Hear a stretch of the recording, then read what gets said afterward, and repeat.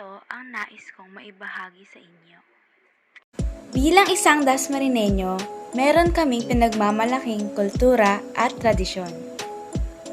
Sa tingin niyo, ano iyon? Tara, alamin natin. Kilala ang Dasmariñas dahil sa Paro-Paro Festival. Dahil ang Paro-Paro Festival ay sumisimbolo ng pagbabago, transformasyon, at festivity ng isang syudad. Ang Paro-Paro Festival ay ipinagdidiriwang tuwing ika-26 ng Nobyembre. Kada taon tayo makakasaksi ng gantong kagandang selebrasyon. Bakit nga ba nagkakaroon ng Paro-Paro Festival kada taon? Ano ang rason? Kaya nagkakaroon ng selebrasyon kada taon dahil ang Dasmariñas ay parang buhay ng isang paro-paro. Ang Dasmariñas ay nagsimula lamang sa isang baryo sa Imus. Kung sa buhay ng isang paro-paro, siya ay isang uod o caterpillar. At susunod, ang Dasmariñas ay naging isang munisipalidad. Kung sa buhay ng isang paro-paro, siya ay nasa bahay ng uod o cocoon.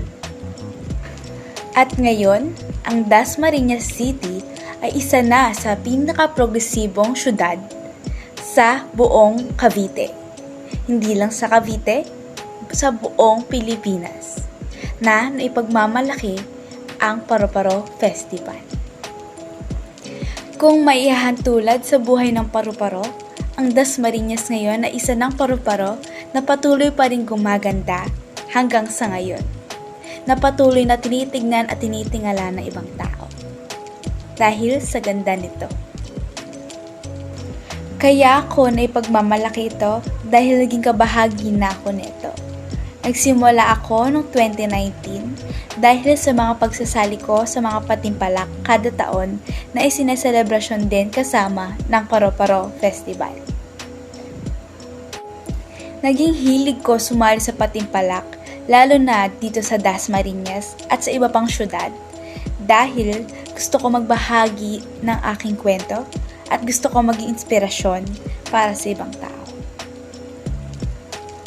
Ito ang aking mga litrato nung ako'y sumali sa patimpalak tuwing Paro-Paro Festival. At dito suot ko ang aking costume dahil sa pagdiriwang ng Paro-Paro Festival.